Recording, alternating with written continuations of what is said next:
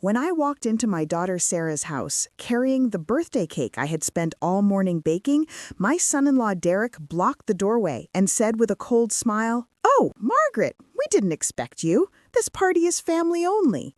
The words struck me like a slap across the face. Family only? I, who for 4 years had paid their mortgage of $1,200 every month, bought every appliance in their kitchen, and babysat their 2 children 5 days a week while they both worked? I was not family.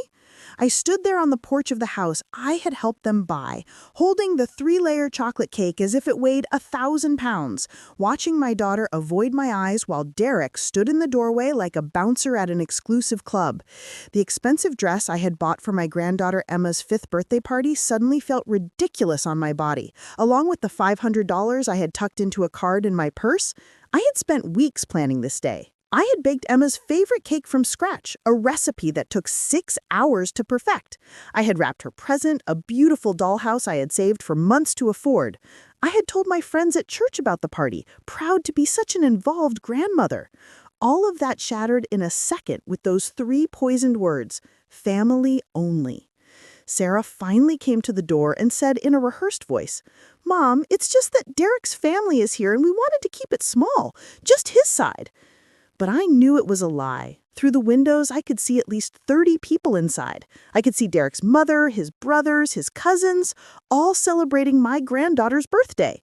The birthday of the child I had cared for since she was 6 weeks old while Sarah went back to work. The child whose first steps were taken in my living room. The child who called me every night to say goodnight. I saw everything I wasn't supposed to see. A week later, exactly 7 days after that humiliation, Sarah called me with a completely different tone. She was no longer the confident woman who had shut the door in my face. Now she sounded panicked, almost desperate. "Mom, the mortgage payment bounced. The bank is threatening foreclosure if we don't pay by Friday. You must have forgotten to make the transfer." Her voice had that familiar edge of accusation, as if my memory were failing, as if I were becoming unreliable in my old age. I was silent for a few seconds, remembering all the times I had rushed to the bank to make that transfer, all the times I had skipped my own bills to make sure they kept their house, all the times I had eaten canned soup for dinner so I could give them money for their restaurant meals and weekend trips. And now, after they had excluded me from my own granddaughter's birthday party, they had the audacity to call me as if nothing had happened. "Sarah," I said with a calm that surprised even me, "didn't I tell you that I only help family?" The silence on the other end of the line was so deep I could hear my own breathing. For the first time in years, it was not I who was trembling, but her. "Mom, I don't understand," she stammered. "You are family. You're my mother. You're Emma and Jake's grandmother." Lies. All lies. Wrapped in that desperate voice she only used when she needed something. The same voice she had used to ask me for money for the down payment on the house, for the new furniture, for the vacation to Disney World, all of which I had financed without knowing I would be excluded from the most important moments of my grandchildren's lives. For so many years, I had this constant feeling of being used, of being valued only for what I could provide. I was the perfect grandmother, the helpful mother, the silent bank who never protested when they treated me like I was invisible except when they needed money. But that phrase, family only, awakened something in me that had been dormant for far too long. I had calculated in my head how much money I had spent on them in those 4 years. Between mortgage payments, childcare I never charged for, gifts, emergencies, and their whims, it was over $65,000. $65,000 I had taken from my retirement savings, from my pension, from the money my late husband Tom had left, so I could live my final years in comfort. And what was all that for? To be treated like a stranger at my own granddaughter's birthday party?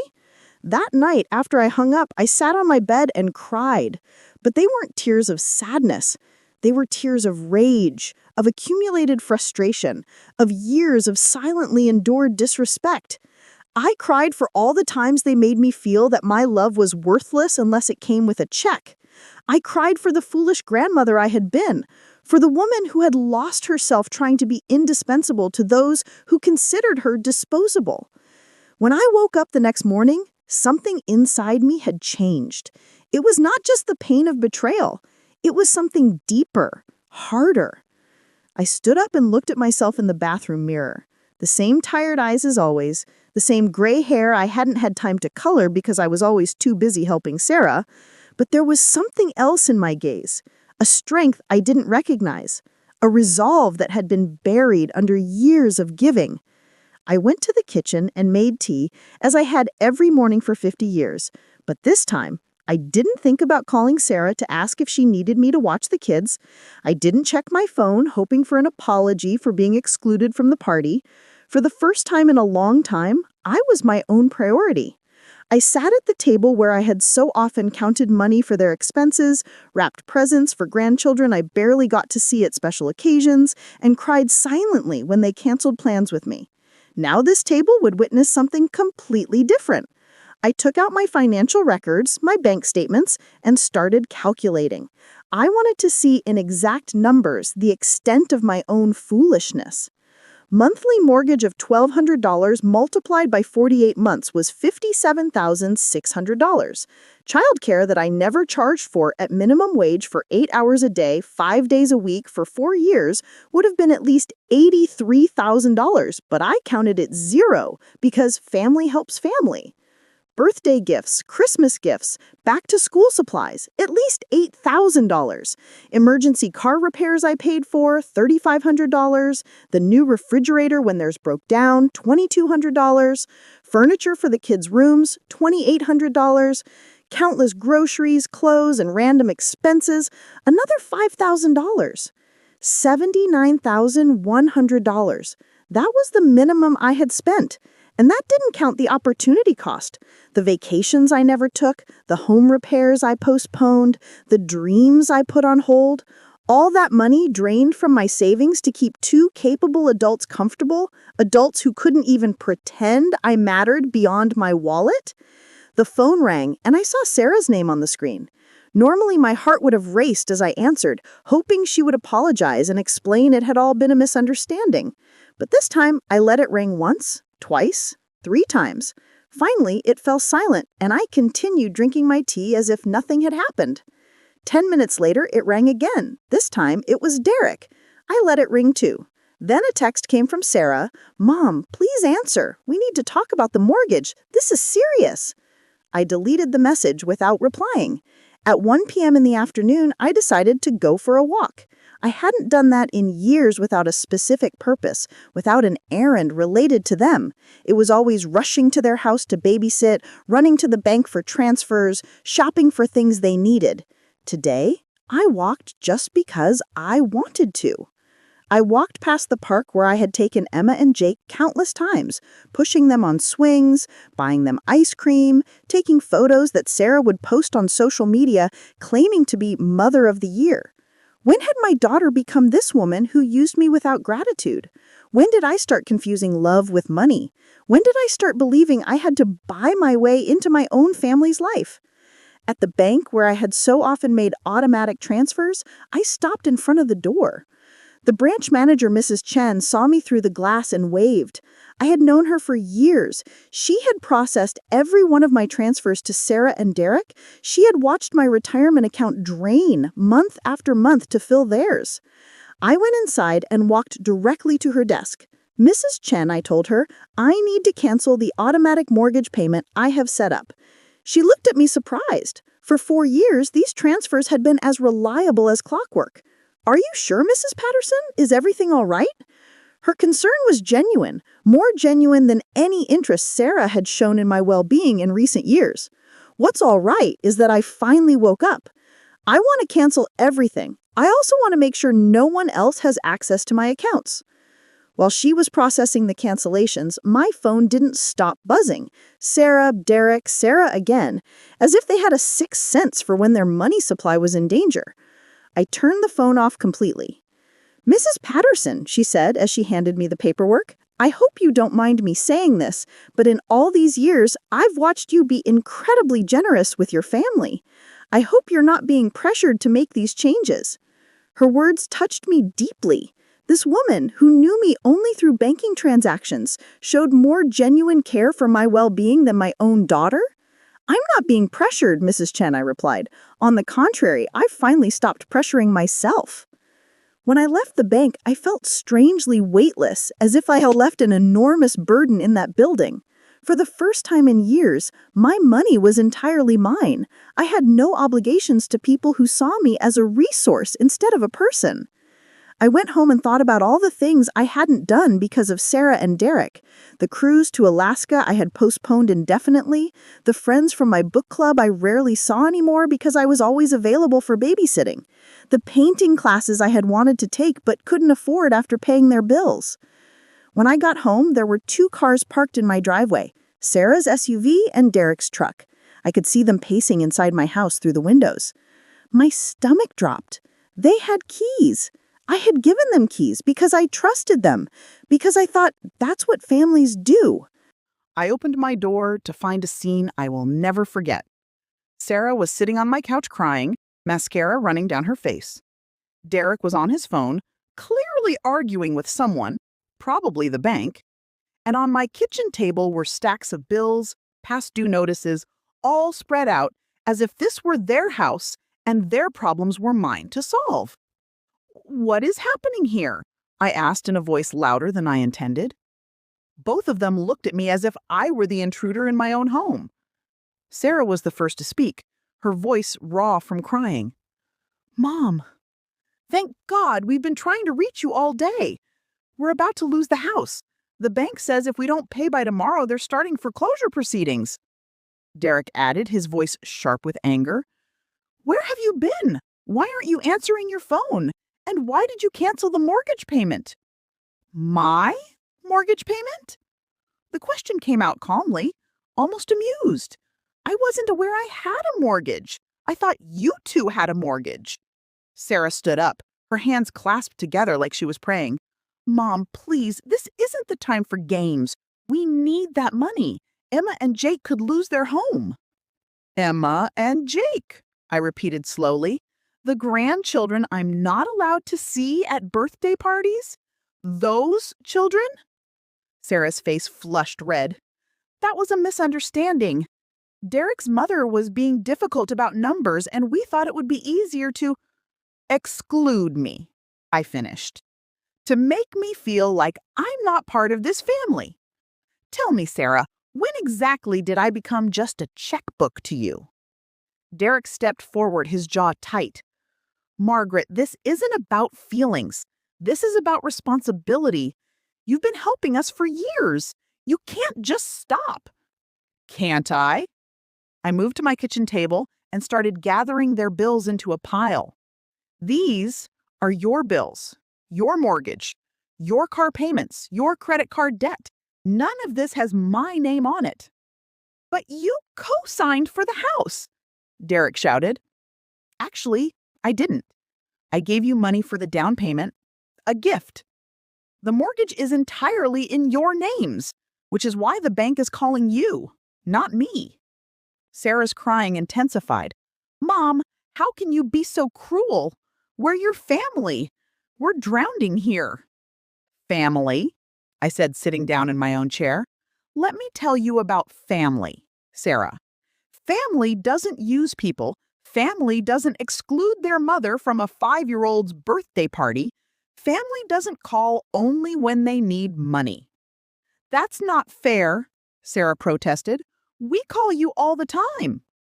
To babysit, to borrow money, to ask favors.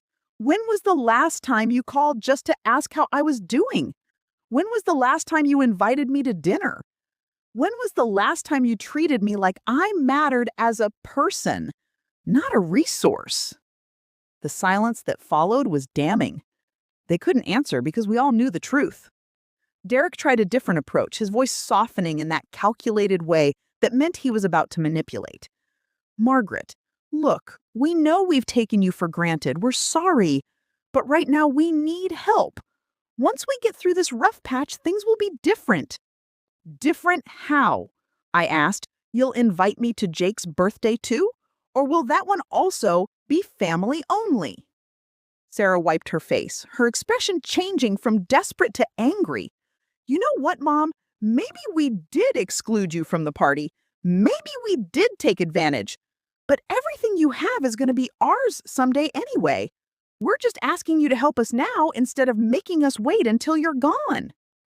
There it was, the raw, ugly truth. I wasn't a mother or a grandmother to them. I was an inheritance they were trying to collect early. "Get out," I said quietly. "What?" Sarah looked shocked, as if she hadn't just said the most horrible thing a child could say to a parent. "Get out of my house, both of you, now." Derek's face hardened. "Fine, but don't come crying to us when you're old and alone and need someone to take care of you. Don't expect to see your grandchildren. Don't expect to be part of their lives." I already wasn't part of their lives. The only difference is that now I won't be paying for the privilege of being excluded. Sarah grabbed her purse, her face twisted with anger and tears. "You're making a huge mistake, Mom. Family is supposed to help each other." "You're right. They are. But help goes both ways. Love goes both ways. Respect goes both ways. I've been giving for 4 years, and all I got back was a closed door in my face." After they left, slamming the door behind them, I stood in my living room surrounded by a silence that was both terrifying and liberating. For the first time in years, I'd stood up for myself. For the first time in years, I had said no. That night, I couldn't sleep, but not from sadness or regret. I lay awake planning my next steps. If Sarah and Derek wanted to fight, I needed to be prepared. I needed to protect myself legally, emotionally, and financially. At 7 a.m., I was already dressed and heading to the office of my attorney, Mr. Harrison, a man I'd known from my church. He had handled my husband's estate and had always been kind and honest. "Mrs. Patterson," he said as you explained the situation, "what you're describing is called financial elder abuse. It's more common than people think, especially when adult children become dependent on their parents' money." His words were both comforting and disturbing. Comforting because they validated that what I was feeling wasn't wrong. Disturbing because it meant my situation had a name, a legal definition. "We need to document everything," Mr. Harrison continued.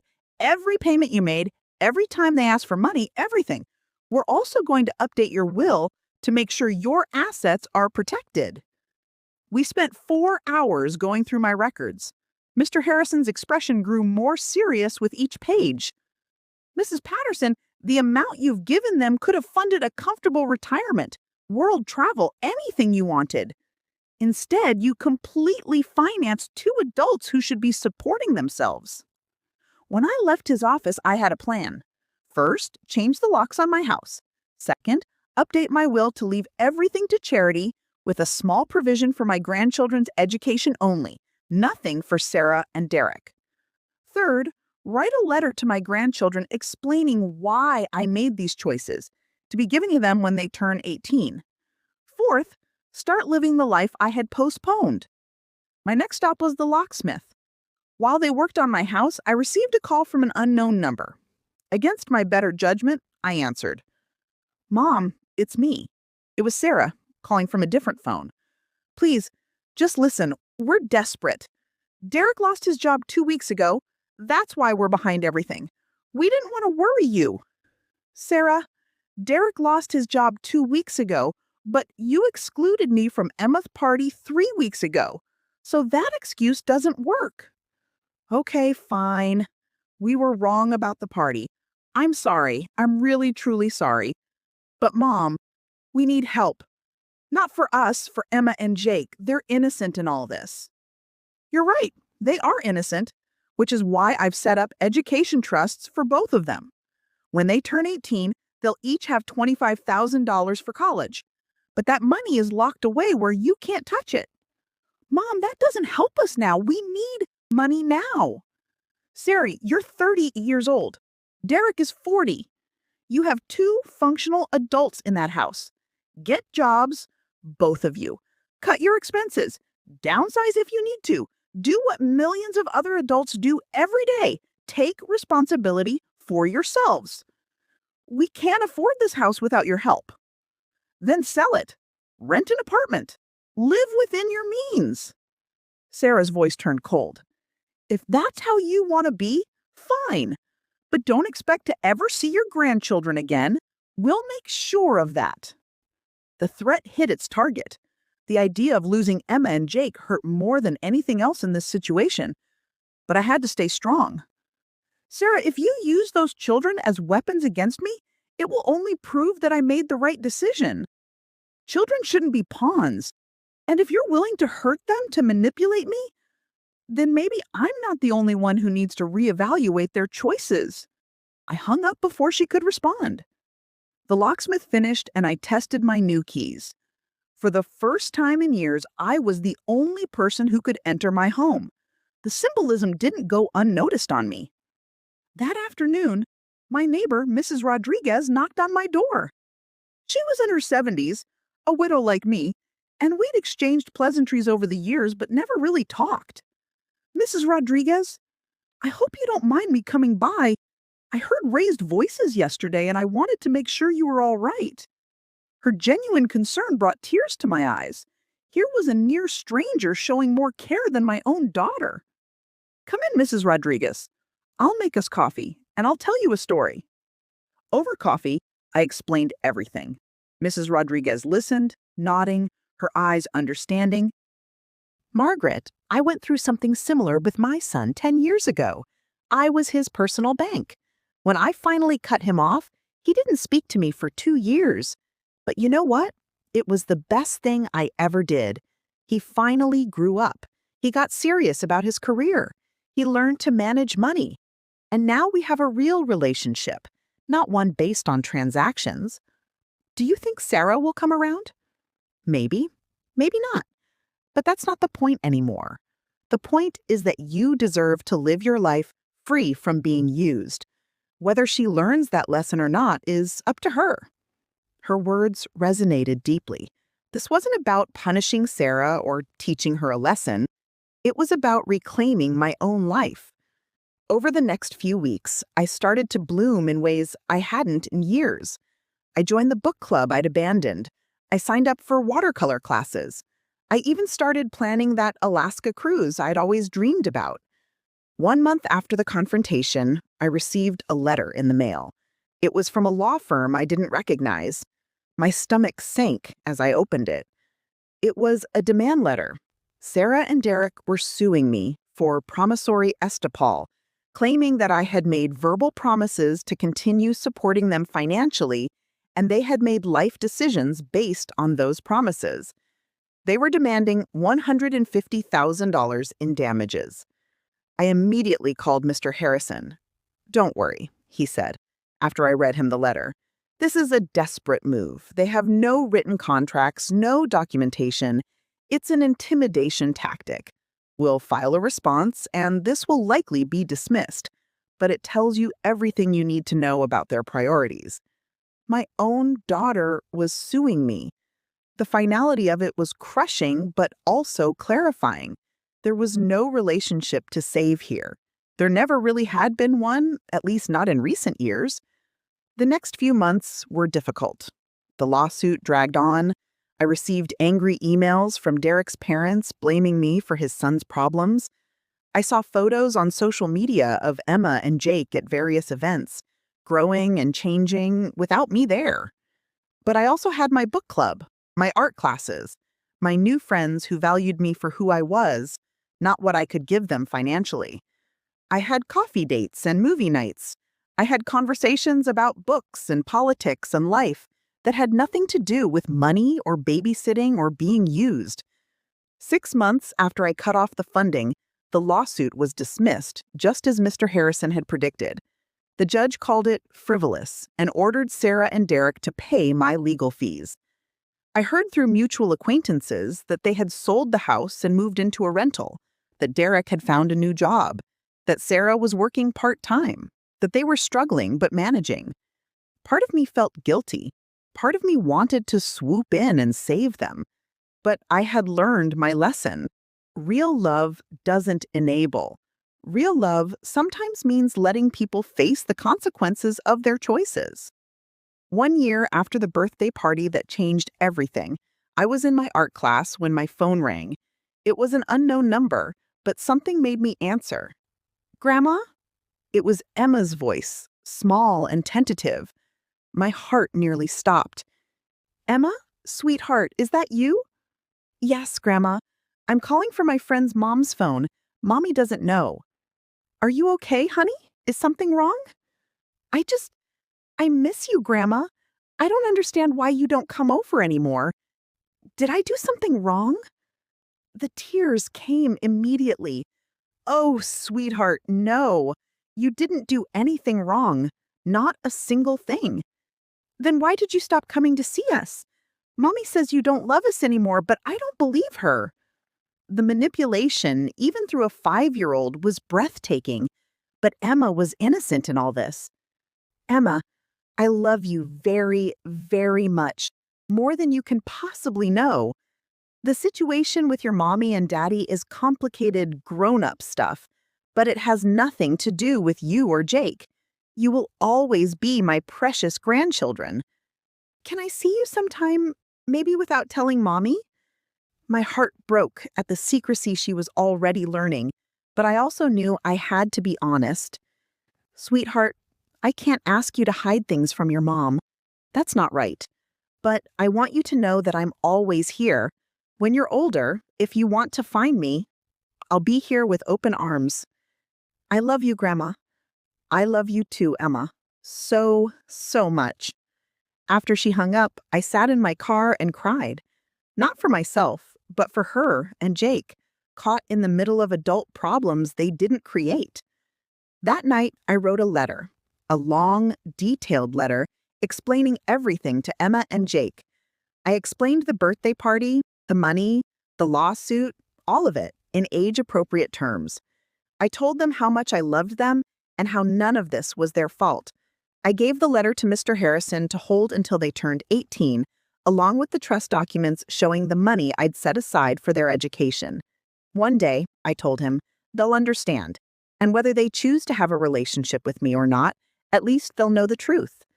2 years have passed since that birthday party that changed everything. I'm now 68 years old. I haven't seen Emma or Jake. Sarah and I don't speak. Derek blocked me on all social media. But I'm happier than I've been in decades. I went on that Alaska cruise. I've traveled to Italy and France. I've sold several paintings in local art shows.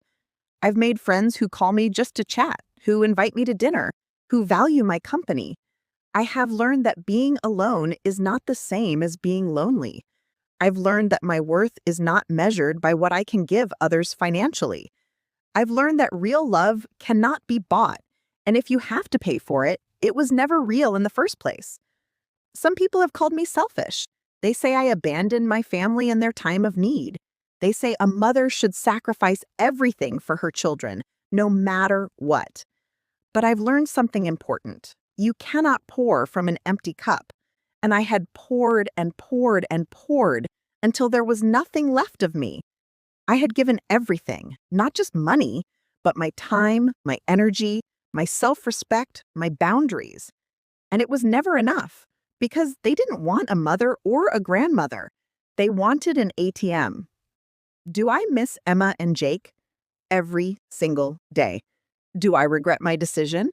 Not for a second. Because I finally learned the most important lesson of my life.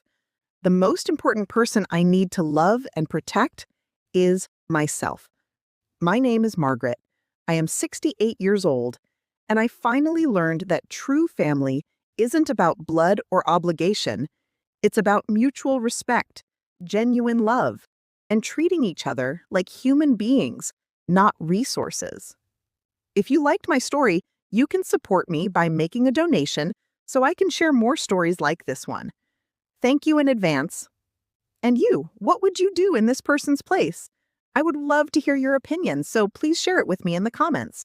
I'm always curious about what you all think, and also write me where you heard this story. For more life stories like this, like the video and subscribe to my channel. There are many other stories waiting for you. With heartfelt greetings, until next time.